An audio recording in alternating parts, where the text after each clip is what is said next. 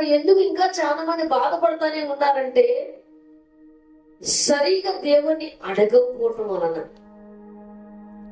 నాలాంటి ఒక తీసి పక్కన పెట్టండి, నేను అడిగినా నా నా విషయంలో నాకు సమాధానం రాదు.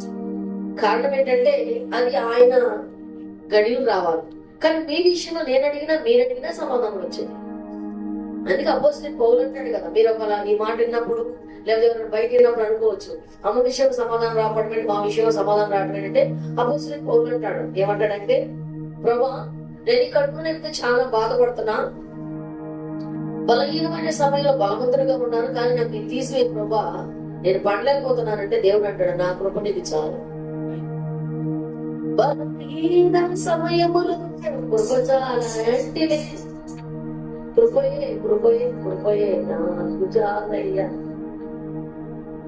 అది సావుకులు భక్తులు వాళ్ళ ఇష్టం. దేవుడు వాళ్ళకి వేసిన శిక్ష లేకపోతే క్రమశిక్షణ లేకపోతే మరొకటి అవి ఉంటుంది. మనం దాన్ని విమర్శించకూడదు. చాలా మంది అదే విమర్శిస్తారు. ఆయన అన్ని రోగాలు ప్రార్థిస్తారు కదా, ఆయన ఎందుకు వచ్చిన రోగం అంటారు. అన్ని రోగాలు ప్రార్థిస్తున్నప్పుడు నేను దాని గురించి చెప్పుకుంటూ చాలా పెద్ద స్టోరీ.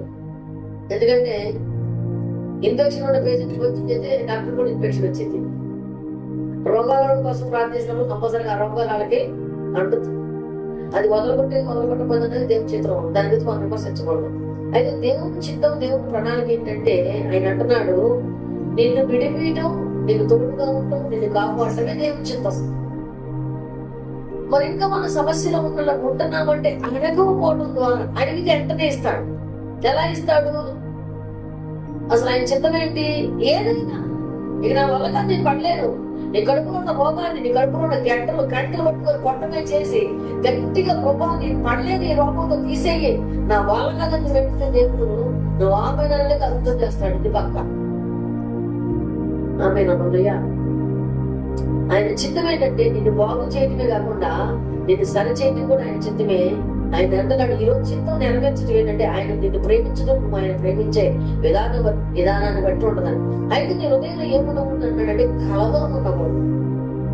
అయిందా కాదా, జరిగిందా జరగదా, అయిందంటే వస్తానంటారు చాలా మంది. పని అయిందంటే వస్తా లేక రానంటారు. అమ్మ వాన వచ్చేదంటే వాన వచ్చిందంటే రాదు, వాన రాదంటే వస్తా. వాన వచ్చినా వరద వచ్చినా గవర్నమెంట్ అంటే కొత్త గవర్నమెంట్ మనిషికి ₹1,00,000 ఇస్తున్నాడు కుటుంబానికి. ఇప్పుడు వాన వచ్చిందని ఆగిపోతారా? రేషన్ కార్డు పొందే ఆధార్ కార్డు ఉంటే వాడు కుటుంబానికి ₹1,00,000 ఇస్తుందంట. ఇప్పుడు కొత్తది అమలు చేశారు. ఇప్పుడు అందరు వెళ్తారా, కొందరు వెళ్తారా? నోతే చెప్పాలి. అందరు వెళ్తారా, కొందరు వెళ్తారా? ఎందుకని వాన అవుతుండగా మళ్ళీ కట్టే మళ్ళీ ₹1,00,000. దానికి చాలా మంది ఏజెంట్లు పెట్టిస్తున్నారు. ఎవరు కూడా నష్టపోకూడదని, అందరికి అందాలని. కొంతమంది వాలంటీర్స్ ని, కొంతమంది ఏజెంట్ని, కొంతమంది ఆఫీసర్స్ పెట్టి మన కుటుంబానికి లక్ష ఇస్తున్నారంట. ఇప్పుడు అందరు లైన్ లో ఉంటారా, కొందరి లైన్ లో ఉంటారా? వర్షం అవుతుందిగా పైన, మరి మందిరానికి ఎందుకు రాదు? మందిరానికి ఎందుకు రాదు? అంతకంటే ఎక్కువ అవుతుంది. ఇక అది లక్షే, ఇది కోట్లు సంపద. మరి ఎందుకని రాదు? అది కనపడుతుంది, ఇది కనపడదు, అంతే. హల్లెలూయా. నీ ఆయుష్కాలం కొన్ని కోట్లతో ఇప్పుడు మనిషి సంపాదించుకొని లక్షల కోట్లు సంపాదించుకుంటే ఆరోగ్య పరిస్థితి బాగా ఆయాసం వచ్చి ఎట్లా పెట్టారంట. 2,00,000 కట్టాలంటే 2,00,000 కట్టారు. అయినా కానీ నో ఛాన్స్, మా చేతులు ఏం లేదంతా దేవుని చేతిలో ఉన్నానంట. ఆ భాగ్యానికి 2,00,000 అడిగి కట్టడం ఎందుకు? హల్లెలూయా, హల్లెలూయా. ఆయన చిత్తం ఏంటంటే నీ హృదయం ఉన్న బాధ తీసేయటమే ఆయన చిత్తం. అసలు నువ్వు బాధపడితే చూడలేడు ఆయన. యోహాను సువార్త 14:1 త్వరగా నేను కొన్ని మాటలే ఉండే మనం మాట్లాడుకుంటానికి 20 నిమిషాలు టైం ఉంది నాకు. నీ హృదయం ఏం చెప్తూ, నీ హృదయం కలవరపడలేదు, దేవుని యందు విశ్వాసం ఉంచుతున్నారు కనుక నా అందుకు కూడా విశ్వాసం ఉంచండి. హల్లెలూయా. నీ జీవితంలో గొప్ప కార్యాలు జరగాలంటే, మంచి కార్యాలు జరగాలంటే, మంచి ఆశీర్వాదాలు, మంచి ఉద్యోగం, మంచి ఎడ్యుకేషన్, మంచి జాబ్ లో ప్రమోషన్, మ్యారేజ్, పిల్లలు, కుటుంబం, ఇల్లు కట్టడం అన్ని బాగుండాలంటే నీ హృదయంలో కలవరం ఉండకూడదు. హల్లెలూయా. కలవరం ఎందుకో మనసులో బాధలేనికి ప్రియుడు యేసు ఉండగా. నీ మనసు చెప్పు, మనసా దిగులు దేనికి? హల్లెలూయా. కలవరం ఎందుకు? నీ హృదయంలో బాధ ఎందుకు? హల్లెలూయా. అయితే ఏం చేయాలంటే నీవు చేయవలసింది ఒకటే ఉంది. బైబిల్ మొత్తంలో అది కాదు కానీ మనకు కాదు వరకు కుటుంబంలో కానీ ఇంట్లో కానీ ఏమైనా చేయవలసి ఉంది ఉంటే నీవు నీ దేవుడిని ప్రేమించు, ఆయన ఆజ్ఞలు వేయకూడదు. ఆమె నల్లగా యోహాను సువార్త 14:15 వచ్చును. మీరు నన్ను ప్రేమించినట్లా నా ఆజ్ఞలను గైకొందురు, నేను తండ్రిని వేడుకుంటా.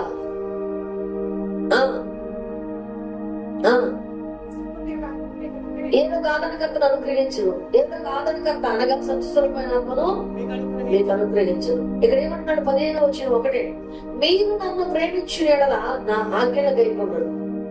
ఎప్పుడు మనం దేవుని ఆజ్ఞలు గైకుంటాం? అమ్మా చెప్పండి, ఏనండి. దేవుని మనం ఎప్పుడైతే ప్రేమిస్తామో, దేవుని మనం ఎప్పుడైతే లోపడతామో దేవుని ఆజ్ఞ గైకుంటాం. దేవుని ఆజ్ఞ ఏంటమ్మా అంటే దేవునితో ఉండమే దేవుని ఆజ్ఞ. ఆయన ప్రేమించింది దేవుని ఆజ్ఞ. అమ్మ రేపు కావాలని నీతో మాట్లాడ పనులు రాలంటే ఎందుకు రమ్మన్నారు? అమ్మ ఒక్కసారి టెన్షన్ రమ్మన్నప్పుడు రాలేదు ఏంటి? హల్లెలూయా. నేను నీతో మాట్లాడాలంటే ఏం మాట్లాడాలి? అసలు మాట్లాడుకో, రమ్మంటే నాకు టెన్షన్. ఎందుకు రమ్మన్నారు? ఏం జరిగింది? ఎందుకు రమ్మన్నారు? ఏం జరిగింది? ఎందుకు రమ్మన్నారు? ఏం జరిగింది? మందిరం నడడానికి అన్ని క్వశ్చన్లు, వారం పట్టుకొని తిరుగుతున్నా ఒక క్వశ్చన్, ఎలా తిరుగుతున్నాను పద్ధతిలో ఉండమంటావా?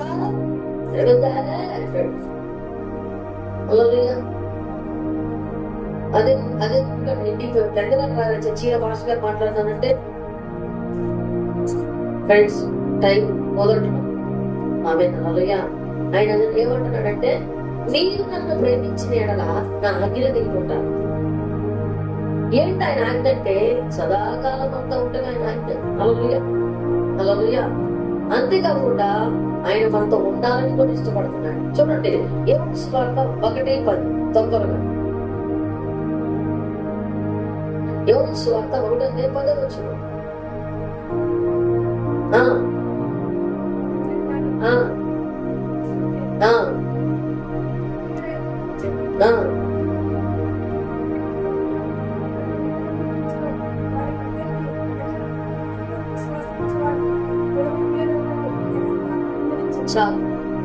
అక్కడ ఏమంటున్నాడు?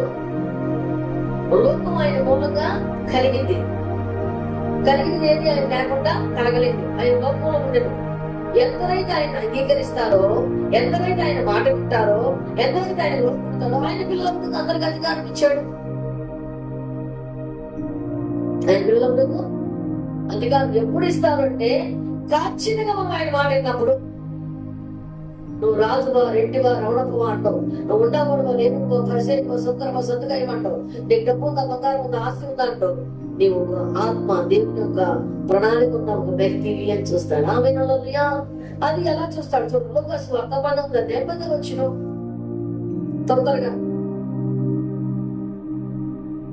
లూకా 19:10 నశించిన దాన్ని ఎదగ రక్షించడానికి మనిషి కుమారుడు వచ్చిందని అందరితో చెప్పాడు. దేనికి వచ్చాడంటే ఈ లోకానికి. ఆమె నశించుతున్న వారు మన దేశంలో ఎంతమంది ఉన్నారు నీకు తెలుసా? 100 కోట్ల పైగా. 100 కోట్ల పైగా ఉన్నారు. ఎంతమంది ఉన్నారు? 100 కోట్లు. నశించుతున్న దాన్ని ఎదగ రక్షించడానికి మనిషి కుమారుడు వచ్చానని అతనితో చెప్పాను. దేవుని చిత్తము, దేవుని ప్రణాళిక, దేవుని ఏర్పాటు ఏంటమ్మా అంటే నువ్వేదో లక్షలు ఇస్తావని, నువ్వేదో కోట్లు ఇస్తావని, నేను బతుకుతాను తిరగొచ్చని, లేకపోతే నేను అలా బతుకొచ్చాను ఇలా బతుకొచ్చాను బాబా, నువ్వు నశించిపోకూడదని వచ్చాడు ఈ లోకానికి. గట్టిగా చెప్పకూడదు. దేవుని కాన్సెప్ట్, దేవుని ఉద్దేశము, దేవుని ప్రణాళిక ఏంటంటే ఒక్క నశించుకోవడం కూడా ఆయనకి ఇష్టము. ఇప్పుడు చెప్పండి, నువ్వేదో ఇస్తావని వచ్చాడా? నువ్వు అయ్యిస్తావని వచ్చాడా? ఇస్తావని వచ్చాడా?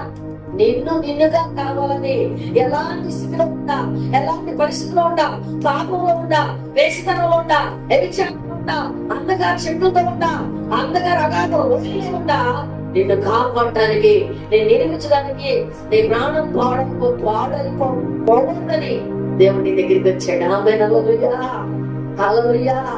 అయితే ఆయన ఉద్దేశం ఏంటమ్మంటే నశించుచున్న దానిని ఎదిగి రక్షించడానికి మనిషి కుమారుడు లోకానికి. ఏంటి దేవుడి చిత్తం అంటే? నువ్వు నశించిపోవద్దని దేవుడి చిత్తం. అందుకే విలువైన వెలగలిగిన తన ప్రాణాన్ని కల్పన శీలకు ఖైదనని ఇచ్చేసాడు. ఎంత ప్రేమిస్తే ఇచ్చాడు. ఒక కొటేషన్ ఉంటది, నేను చాలా సార్లు చెప్పాను.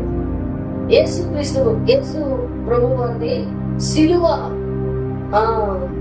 బొమ్మ ఉంటది, అంటే సిలువ వేసిన ఒక సీన్ అయితే ఉంటది.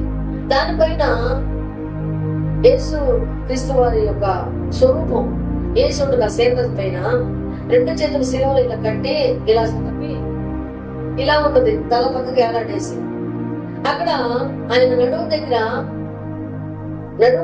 కొటేషన్ ఉంటుంది ఆ సేమ్ రేజ్ లో. దేవా నీవు లోకమును ఎంతగా ప్రేమించావు, కొటేషన్ ఇక్కడ నుంచి ఇక్కడికి రాసి ఉంటది. ఆయన ఇలా ఉంటాడు, ఇది పైన, ఇది కింద ఉంటది. లోకాన్ని ఎంతగా ప్రేమించావు నాది, ఇది ఒక పైన ఉంటుంది, నడుము దగ్గర నుంచి ఇలా పెట్టి ఉంటుంది. నైన్ చూడండి, అక్కడ ఏం రాసి ఉంటుంది తెలుసా? ప్రాణం పోయి అంతగా, ఎంతగా.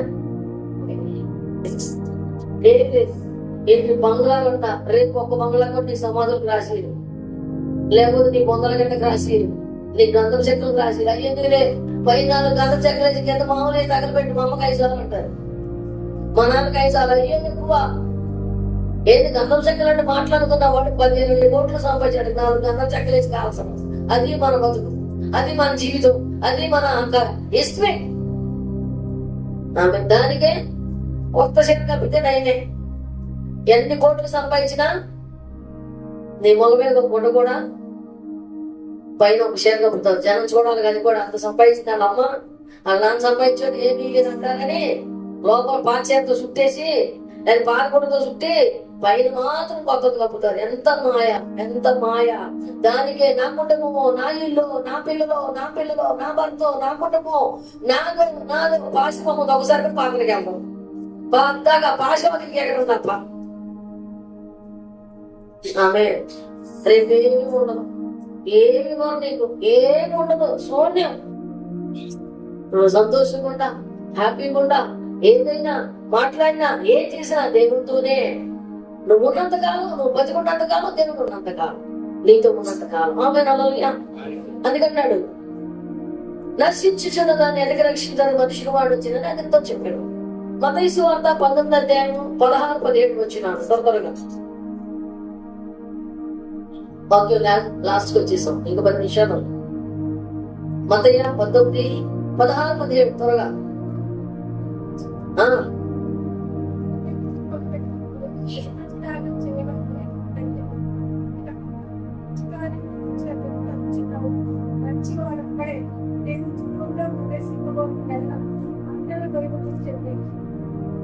చాలు.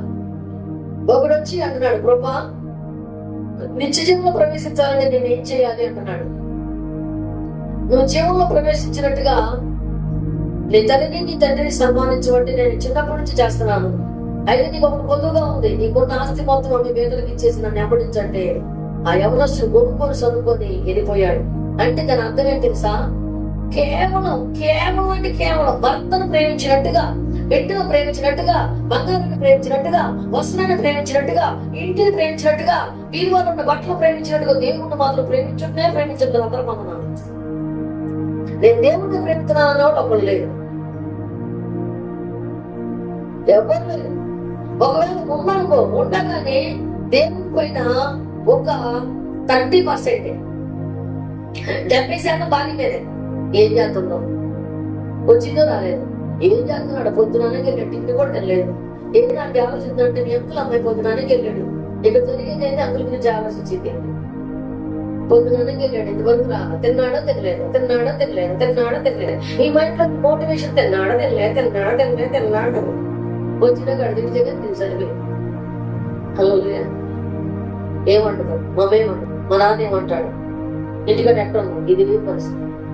ఎప్పుడైనా నాతో మాట్లాడు, మధ్య నేను ఎందుకు వస్తున్నాను, ఎంత సజ్జి చేయండి, ఇంత బాగా నాతో మాట్లాడు, ఒక్క మాట మాట్లాడు ప్రభా.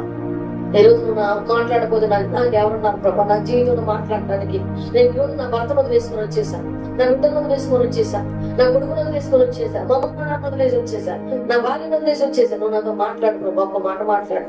ఏదైనా నేను ఒక మాట మాట్లాడతా, మాట ప్రకారం నేను నిలబడతాను ప్రభా, నేను కట్టుబడుతాను. ఒక మాట మాట్లాడాను. నువ్వు ఎప్పుడైనా అడిగితే, నోరు తెరిస్తే నా సమస్యలు, నా రోగాలు, నా కష్టాలు, నా కన్నీళ్ళు, నా అప్పులు, నా ఇబ్బందులు అన్ని నుంచి నేను ఒక మాట నాతో మాట్లాడి నా మాట ప్రకారం కట్టుబడి ఉంటాను. నువ్వు మాట్లాడి అనుకుంటే దేవుడు ఈరోజు ఒక మాట మాట్లాడబోతున్నాడు. ఆమె నల్ల ప్రియ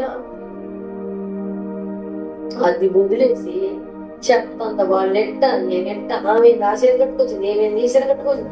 ఆమె ఏం చేస్తుంది, మొన్న పలకరించింది, ఇప్పుడు పలకరి నువ్వు పలకరించవచ్చుగా. ఇది ఒక టాపిక్, హాట్ టాపిక్. జనరల్ గా మనకి ఏదో ఒక టాపిక్ ఉండాలి. మనకు అవసరమా చెప్పండి? మనకు అవసరమా? మనకెందుకు అయ్యి? మనకు సంబంధం లేని మనకెందుకు? మన గురించి కానీ మనకెందుకు? మనకు అసలు అనవసరమైన విషయాలు కదా.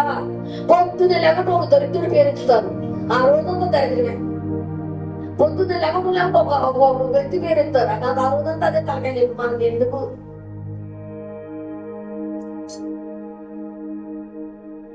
జలుబు ముక్కులో ఉంటాను, అది ఒంటిని బట్టి చండాలని కొడుతుంది. ఈ సమస్య కూడా అలాంటి, అది ముక్కులో ఉందని కనపడదు, కానీ అది చీటి ఒంటిలో పడింది అనుకో, చూస్తానికి అసహ్యంగా ఎదురు మాట్లాడుకోవడం కూడా అట్లాంటిది. ఎవరైనా మాట్లాడుకుంటే వదిలేసేయండి, దాని ఇతర ఎక్కడ ఉండాల్సింది అక్కడే ఉండాలి, అదే అందం. అంతేగాని అది బయటకు వచ్చి నాకు చండాలని కొడుతుంది. నీ సమస్యలు కూడా అలాంటి. ఆమె అలలుగా అలలే. మరి అయితే నువ్వేం చేయాలి? ఇప్పుడు వాడు ఎసరు పట్టు కనుక దేవుని వదిలేసి వెళ్ళిపోయాడు, ఆస్తి అమ్మానంటే. అయితే దేవుడు ప్రేమించినవాడు ఎలా ఉంటాడంటే, దేవుడు చెప్పడు నువ్వు ఇది చెయ్యండి, చెప్పగలిగే చేస్తాడు. చూడండి, లూకాసు వార్త 19వ అధ్యాయం 4వ వచనం. త్వరగా లూకా 19:4.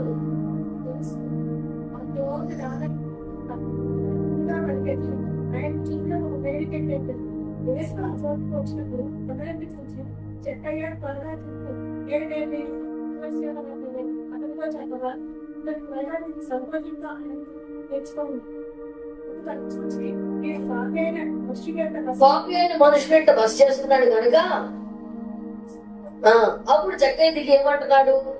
ఏనండి, జక్కయ్య దిగంగానే ఏసయ్య జక్కయ్య తోటి నా యొక్క చూడండి అమ్మాయి ప్లీజ్, మీరందరూ మోసపోతున్నారు, అన్ని చోట్ల నష్టపోతున్నారు, బాగా అయినండి. ఎందుకంటే ఒక మనిషి ఉన్నా కానీ బాగుపడతారు.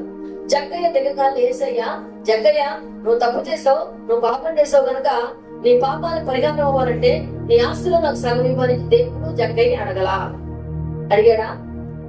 అలాగే నీ దశభాగం మొత్తం తీసుకొచ్చి నాకు ఇవ్వని అడగలా? నీ ఉన్నదాన్ని నాకు ఇవ్వని ఎక్కడ అడగలా? అయితే జక్కయ్య దిగి ఏమంటున్నాడంటే, ప్రభువా నా ఆస్తిలో సగం మటుకు పేదలకు ఇస్తాను అని దేవుడు చెప్పాడా? జక్కయ్య చెప్పాడా? నేనేమో దగ్గర అన్యాయంగా తీసుకుంటే బట్ తిరిగి నేను 4 వంతులు చెల్లిస్తాను అన్నాడు. దాన్ని ఏమంటారంటే ప్రేమించటం, లోపట్టము, ఇంకోటి పశ్చాత్తాపడటం. ఆమె నల్లలుయ్య. అయితే మరి మీరు అడగొచ్చు నన్ను ఒక మాట, మీకు గుర్తుందో లేదు నాకు తెలియదు, పుస్తకాన్ని ఉంటది. అననయ్య సపేరా ఏకమయ్య పొలం కొని అమ్మినప్పుడు వాళ్ళు ఈగపోవడం వల్ల కదా చచ్చిపోయారు అనవచ్చు. ఈగపోవడం వల్ల చచ్చిపోయిన మాట నిజమే, కానీ ఈయమని వాళ్ళని కూడా పేదలు అడగల. ఇస్తామని వాళ్ళు తీర్మానం చేసుకొని ఇస్తామన్నది ఈగపోవడం వల్ల నష్టపోయారు. ఏమంట ఇస్తామన్నది ఈగపోవడం వల్ల నీ ఆస్తిని నాకు సగమి అని వాళ్ళతో కూడా అనలా. మరి ఎట్లా అంటే దేవుడు దిగించడానికి వాళ్ళే ఇస్తామని అన్నారు. సుమారు ఇప్పుడు పొలం వచ్చేసి 50 లక్షలు ఉంది. 50 లక్షలు అయితే అది మంచి రేటు వచ్చేసి మంచి రేటు ఉండి 1 కోటి రూపాయలు దాకా వస్తుందా అనుకున్నారు. అప్పుడు వాళ్ళ పొలము 1 కోటి రూపాయలు వచ్చింది, 50 లక్షల పొలం. ఇప్పుడు 50 లక్షలకు ఎంత ఇస్తామన్నారు? చెరుసగము, దశభాగం కాదు అది, చెరుసగం ఒప్పందం. 50 లక్షల పొలము అమ్మితే ఎంత ఇస్తామన్నారు? రేటు బాగా వస్తే చెరుసగం తీసుకుందాం ప్రభా అన్నాడు. అప్పుడు ఎంత ఇవ్వాలా? 25. ఇప్పుడు ఎంత వచ్చింది? ఆ పొలము 1 కోటి రూపాయలకి వెళ్ళిపోయింది. ఇప్పుడు ఎంత ఇవ్వాలా? ఇది 25 ఇచ్చేది. అది ఎందుకని 25 ఇచ్చారు? మరి వాళ్ళు కూడా 25 తీసుకోవాలి. మరి వాటి 50 తీసుకున్నారు ఇష్టం అంటే, మేము అనుకున్నప్పుడు పొలము 50 లక్షలే ఉంది కనుక 50 లక్షలే ఇస్తున్నాం. 50 లక్షలు ప్రభుకు సగం, మాకు సగం. అయితే మేము అనుకున్న ఈ మాట అనుకునే ముందు 50 లక్షలే ఉంది పొలము, అనుకున్నాక అది 1 కోటి రూపాయలు అయిపోయింది. ఎందుకంటే బాగా అయినండి, వాళ్ళకి ఎంత చెందాలి ఇప్పుడు లెక్క ప్రకారము? వాళ్ళు అమ్మితే వాళ్ళకి ఎంత వస్తుంది? దేవుడికి పోతే వాళ్ళకి ఎంత ఉంటది? 50 లక్షలు ఉంటుంది, అవునా? 50 లక్షల్లో దేవుడికి సగం ఇచ్చేస్తే వాళ్ళకి ఎంత మిగిలితే పాపం 25 మిగిలింది. 25లో వాళ్ళు అప్పులు తెచ్చుకో, వాళ్ళకి ఏముంటది? అప్పుడు ఆయన ఏం చేశాడు? నువ్వు నష్టపోవటం ఎందుకు, నాకు ఇస్తానన్నావు కనుక నేను అవతల వ్యక్తి దగ్గర నుంచి నేను ఆ ధనం నీకు ఇప్పిస్తానని ఆయన జాలిపడి వాళ్ళ 50 వాళ్ళకు వచ్చేటట్టుగా ఆయన ప్లాన్ చేశాడు. చేసి దాన్ని ఏం చేశాడు, కొంచెం పెంచాడు. ఏం చేశాడు, కొమ్మల నుంచి తెలియజేట కదా, దాన్ని ఇంకా తగ్గించాడు. హల్లెలూయా, అర్థమైందా? ఆయన ఏం చేశాడు, ఇప్పుడు జయశీల్ ఏమన్నాడు, నాకు ఎంత పొలం ఉంది ప్రభా, నేను నీకు ఎంత ఇచ్చేస్తానన్నాడు. దేవుడికి అసలు బాధపడకూడదు, నీకు రేటు పెంచాడు. అయితే వాడేం చేశాడు, నేను అనుకున్నప్పుడు 50 ఉంది, ప్రభుకి బాధ్యత నాకు బాధ్యత అనుకున్నాడు. ప్రభు నువ్వు 50 ఉండవు కనుక నీ 50 నీకు ఇస్తానా, నా 50 నేను తీసుకుంటానన్నాడు. వాళ్ళు దాన్ని ఒప్పుకోనందున హఠాత్తుగా మరణం రావడం జరిగింది. తల్లి చెప్పు, నువ్వు ఇస్తానంటేనే నా కొడుకుని నీకు ఇస్తా, నా ఇంటిని నీకు ఇస్తా, నా జీవితాన్ని నీకు ఇస్తానంటేనే నీ జీవితం అడుగు పెడతాడు. అంతేగాని ఇంటికి వస్తుంటే నీ దగ్గరికి రానుకోవాలి. ఆమె నల్లలుగా నువ్వు ఇస్తానంటేనే దేవుడు అడుగుతాడు, ప్రభా నాకు నువ్వు కావాలి, నా జీవితం మొత్తం నీకే అంటే అప్పుడు ఆయన నీ దగ్గర నుంచి కోరుకునేది ఏం తెలుసా? అందరూ అనుకుంటారు డబ్బు అని, ఆస్తి అని, అంతస్తులని. మొట్టమొదటి నీ దగ్గర నుంచి కోరుకునేది ఒకటే. ఏం కోరుకుంటున్నాడమ్మా అంటే నీ హృదయంలో ఉన్న ప్రేమ కోరుకుంటున్నాడు. ఆమె నల్లలుగా అది చూద్దాం. మత్తయి సువార్త 22:37.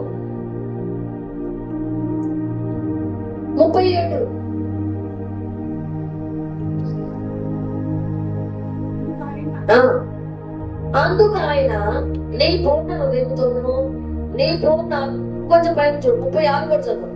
బోధకుడా ధర్మశాస్త్రంలో ప్రధానమైన ఆజ్ఞ ఏంటి అని వారు అడగ్గా, అందుకు ఆయన నీ పూర్ణ హృదయంతోను నీ పూర్ణ ఆత్మతోను నీ ప్రభువైన నీ దేవుని ప్రేమించాలన్నదే మొదటిది, ముఖ్యమైనది. ఇప్పుడు చెప్పండి అమ్మా, వినండి. నీవు దేవునికి ఇచ్చిందే విధానమే నిజమైతే, నువ్వు సంపాదించిన దానిలో, నీకు కలిగిన దానిలో, నీకున్న ఇంట్లో, నువ్వు కట్టుకున్న చీరల్లో, నువ్వు వండిన వంటలో మొత్తం ఇచ్చి దేవుని సంతోషించమని రాసిండేది అక్కడ. అనేక చూడండి, నిజమా కదా? నేను ఇవ్వద్దని నీకు ఇవ్వద్దని చెప్తా, నేను ఎగిరికి కాదురా. ఫస్ట్ నువ్వు ఇవ్వాల్సింది ఏంటి, ఇవ్వకూడదు ఏంటి? నువ్వు ఇవ్వాల్సింది ఏంటంటే ఫస్ట్ దేవునికి నీ మనస్సు ఇవ్వాలా, నీ హృదయం ఇవ్వాలా. చాలా మంది అన్న ప్రభు నాకు అది ఇస్తే నీకు ఎత్తానంటారు. ఏదిస్తా? నా పొలం పక్కన నాకు పొలం ఉంది, నా పొలం పక్కన నువ్వు పొలం నా పొలంలో కలిసినప్పుడు కలుపుతానంటున్నాడు. అది నాకు ఇచ్చింది నీకు ఇస్తా అంటాడు. ఆయనకి ఎక్కడ పొలం తిండి తోకెత్తానంట ఆయనకి. హల్లెలూయా. ఈ పొలం నాకు ఇచ్చావు, ఈ ముక్క అనుకోవడం చూడు, దీనికి ఈ తోక నీకే. చేపలు నువ్వు తింటావు, తోక ఆయనకి ఇచ్చి. హల్లెలూయా. అప్పుడు ఆయన ఏమంటారు తెలుసా, నీకు బాగా ఏంటంటే ఇంకా 5 నిమిషాలు ఉన్నాయి.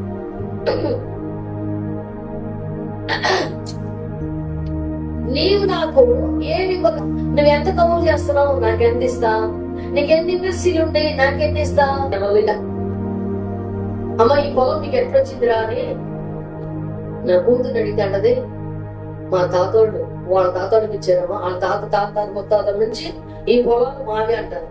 వాస్తవానికి ఈ భూమి మీద ఉన్న, ఈ భూమండలం మీద ఉన్న భూమి ఎవరిది కాదు, కొన్నాళ్ళు కూడా కాదు. అది పూర్వకాలం నుంచి ఆక్రమించిన ఆస్తులు. తర్వాత దానికి డాక్యుమెంట్ పుట్టించి ఇప్పుడు రెవెన్యూ డిపార్ట్మెంట్ దగ్గరికి వెళ్ళి ఆ ఎంఆర్ఓ ఆఫీసర్ అడగండి, ఈ భూములు ఎవరి అంటే ఈ పూర్వకాలంలో ప్రభుత్వ భూములు అంటే ప్రభు యొక్క పరిపాలనలో ఉన్న భూములు అని అర్థం. ప్రభుత్వం ఎవరమ్మా? గవర్నమెంట్ హాస్పిటల్, ప్రభుత్వ ఆసుపత్రి ఎందుకు పెట్టి, ప్రభు ఎందుకు హాస్పిటల్ పెట్టాడు? ప్రభుత్వ ఆస్తులు, ప్రభుత్వ భూములు, ప్రభుత్వ ఉత్తర్వులు జారీ చేసిందేమనగా ప్రభుత్వం కట్టించిన వారు ఇళ్ళని ఎందుకు పెట్టారు? ప్రభుత్వం ఎవరు? ప్రభువే ప్రభుత్వం. ఎవరంట? ప్రభువే ప్రభుత్వాన్ని. ప్రభుత్వం ఎందుకు పెట్టారు? ప్రభువు అందరిలో ప్రభువులందరూ ఉత్తముడు కనుక ప్రభుత్వాన్ని పెట్టారు. ఆ సంగతి ఏడికే తెలియదు, వాళ్ళే చెప్తారు. హల్లెలూయా. అయితే అక్కడ ఏమంటున్నాడంటే, నువ్వు చెయ్యవలసింది ఏంటమ్మంటే నీ పూర్ణ హృదయముతో, నీ పూర్ణ ఆత్మతో, నీ పూర్ణ మనసుతో నీ ప్రభు అయిన నీ దేవుడిని ప్రేమించాలన్నదే ముఖ్యమైనది, మొదటిదేనే. హల్లెలూయా. దేవుని చిత్తం ఏంటి ఇప్పుడు చెప్పండి? దేవుని ప్రేమించడమే దేవుని చిత్తం. అయితే మనం మాట్లాడే టాపిక్ ఏంటంటే ఈ భూమిపై ఇన్ని ఆస్తులు ఉండే, ఎన్ని కొండలు, ఎన్ని గుట్టలు ఉండే, ఇవన్నీ ఎవరి, ఈ కొండ ఎవరు సృష్టించారంటే ఎవరు చెబుతాడు? ఇవన్నీ దేవుని చేతి పనులే. ఎవరిది? నువ్వు నాకు ఏమి ఇవ్వగలవు ఒకసారి అంటాడు. నువ్వు నా కోసం ఎలాంటి మందిని కడతావు? నేను మందిరం ఇప్పుడు చెప్తున్నారు అందరూ కూడా. నేను ఒకసారి ఒక మ్యారేజ్ గారికి చెప్తున్నారు చూడకి, ఒక భాష గారు మందిరం కట్టాడంట, 2 కోట్లు కట్టాడంట, భలే కట్టాడంట. ఆమె నలుగుయ మంచిదే కట్టండి, కట్టొద్దని నేను అంటున్నా, మంచిదే కట్టొద్దు. 2 కోట్లు కాదు, 10 కోట్లు, 20 కోట్లు, 50 కోట్లు కట్టి ఎంత కట్టినా తప్పలేదు. కానీ ఆయన ఏమన్నా తెలుసా? ఆకాశం నా సింహాసనము, భూమి నా పాద పెట్టకుడు, నాకు ఎలాంటి మందిని కడతావు? ఎలాంటి మందిని కడతావు? ఆయన మందిరం కట్టకుండా ఫస్ట్ ఏం కోరుకుంటాడమ్మా అంటే నిన్ను కోరుకుంటున్నాడు. ఇది తప్ప ఈ సంవత్సరం మందిరం నిమిత్తం మా ఇంటి తరపున, మా ఇంటి పేరు మీద మేము మందిరానికి ఇదిగో 10 లక్షలు ఇస్తున్నాం. లాభం ఏంటి? నువ్వు మారకుండా ఇంతే లాభం ఏంటి? ఇదిగో పాస్టర్ గారికి 50 లక్షలు బెంచ్ కాదు, సీట్ బండి, కొత్త బండి తీసుకున్నాను, అసలు మారు మనిషి లేదు. లాభం ఏంటి? పాస్టర్ గారికి లాభం తప్ప నీకేం లాభం? చెప్పండి. అమ్మగారు కట్టింది పట్టు చీర, కంచి పట్టు చీర 50 లక్షలు, లాభం ఏంటి? నీకేం లాభం? నువ్వు పోతా హార్గా కొద్ది ఎవరన్నా శుద్ధి దేవుని ఆస్తుంది చూడకపోతే 300 మంది బతుకంతే. లాభం ఏంటి? హల్లెలూయా. దేవుడు నీ దగ్గర నుంచి 2 ఆశిస్తున్నాడు. ఒకటి, నువ్వు దేవుడిని ప్రేమించాలని, ఆయన హృదయంలో చేర్చుకోవాలని. 2, ఆయన ఎందుకు సంతోషించి లోపడాలని దేవుడు కోరుకుంటున్నాడు. అది తప్ప ఏం చేసినా దేవుడు హ్యాపీగా ఉండడు. అసలు దేవుడు ఇక్కడ ఉంటాడని నీకు తెలుసా? నీ హృదయంలో ఉంటాడని తెలుసా? నేను కోరుకుంటాడని తెలుసా? ఎందుకు పనికి రాని, పనికి మాన జీవితం, నిందలు, అవమానాలు, చాకరి, అనేక రోగాలు, రొప్పులు, లేకపోతే సమస్యలు, శోధనలు, బాధలే, బంధకాలు, బలహీన పడ్డా ఎందుకు పనికి రాని దరిద్రమైన నీ జీవితాన్ని దేవుడు కోరుకుంటున్నాడు. నీ వల్ల భర్త అంటాడు, నీ వల్ల నాకు ఉపయోగం లేదు, ఎప్పుడు చెప్పే నీ మౌతు దరిద్రం పోతాడు. అలానే నిన్ను కావాలని దేవుడు కోరుకున్నాడు. మా ఆయనకు రూపాయి సంపాదన లేదు, పనికి మాట్లాడే భార్య అడుగుతుంది, అలాంటి నిన్ను కావాలని దేవుడు కోరుకున్నాడు. నా కొడుకు బాధ్యత ఊరి మీద బలాత్కారంగా తిరుగుతున్నాడు, అలా కదా. నువ్వు నాకేమిస్తావు? అసలు నీ దగ్గర నాకు ఇచ్చేంత కెపాసిటీ అడుగుతున్నాడు. చెప్పండి. ఇప్పుడు దేవుడికి కనుక మొహాడు భూమి పెట్టున్నాడని చెప్పండి. ఆమేన్. హల్లెలూయా. ఆయన అంటాడు, భూమి పైన కొండలు నీవే, భూమి పైన పశువు. నాకు 10 కోట్లు ఇచ్చి నీకు కొట్టుకుంటారు. ఆ 10 కోట్లు ఇచ్చింది ఆయనేరా, నువ్వు 1 కోట్లు ఇచ్చింది ఆయనకి. నేను ఇస్తాను, నా దగ్గర దేవుడికి ఇస్తాను, విలువైన ఒకడు ఉన్నా చెప్పండి. పక్కన నీకు 1 లక్ష రూపాయలు ఇస్తాను నేను. దేవుడికి ఇచ్చిన కెపాసిటీ అంత ఎవరికి ఏం లేదు. దేవుడికి ఇవ్వకుండా కూడా ఎవరు లేడు. ఒకళ్ళు ఇస్తే దేవుడు పాట పడుతుంది, నన్ను చూడండి. ఎవరు పెద్దలు చేసి నీలో ఉండాలి, సంతోషించేది నీ చీర కంటే, నీ నగల కంటే, నీ బలాన్ని కంటే అతి విలువైన శ్రేష్టమైన నీ మనసే. అది దేవుడికి ఇచ్చేసే. కోట్ల ఆస్తి నీ దగ్గర ఉన్నట్టు గట్టి చెప్పలు కొట్టావు. ఎవరు కట్టడం చేసి నీ భార్య కట్టడం చేసి నీ భర్త కట్టే ఏదమ్మా మందిని మీ మనసు కొనడాలో ఏదంటే మందిని నీ మనసు దేవుడికి ఇస్తే అందుకన్నాడు ఏమి ఇవ్వలేదు. ఈ భూమి మీద కొండలు నీవే, చెట్లు నీవే, లేకపోతే గుడ్డలు నీవే, ఈ యొక్క జీవరాశులు నీవే, సమస్త సృష్టిలో మొత్తం నీవే. నాకంటూ ఉండాలి, నాకంటూ నేను పుట్టినాక మా నాన్న మనిషినయ్యా అది తీసి నీకు ఇచ్చేస్తాను, నాకు ఇంకేముంటాను. దేవుడు ఈ రోజు నీ కుటుంబాన్ని ఆశీర్వదించడం ప్రారంభిస్తాడు. హల్లెలూయా. అది తప్ప అన్ని ఇచ్చిన వెళ్తే, లక్షలు ఇచ్చిన వెళ్తే, కోట్లు ఇచ్చిన వెళ్తే, కార్లు ఇచ్చిన, బండ్లు ఇచ్చిన, ఏమి ఇచ్చిన, సాపులు ఇచ్చిన, జనాలకు ఉపయోగపడదు తప్ప నీ కుటుంబానికి ఉపయోగపడే గొప్ప పనిలే. నా మనసు నీకు ఇస్తానయ్యా, అది ఏమైనా గాని. ఆమేన్. హల్లెలూయా. అందుకంటున్నాడు, ఏమంటున్నాడు? నీ పూర్ణ హృదయంతో, నీ పూర్ణ ఆత్మతో నీ ప్రభువు ప్రేమించమన్నది మొదటిది, ముఖ్యమైనది, మొదటి ఆజ్ఞ. ఆమేన్. హల్లెలూయా. అలా చేస్తే దేవుడు ఆకాశ వాక్యాలు నింపి ఆశీర్వదించబోతున్నాడు. ఈ వాక్యం దేవుడు దీవించను గాక. ఆమేన్. హల్లెలూయా.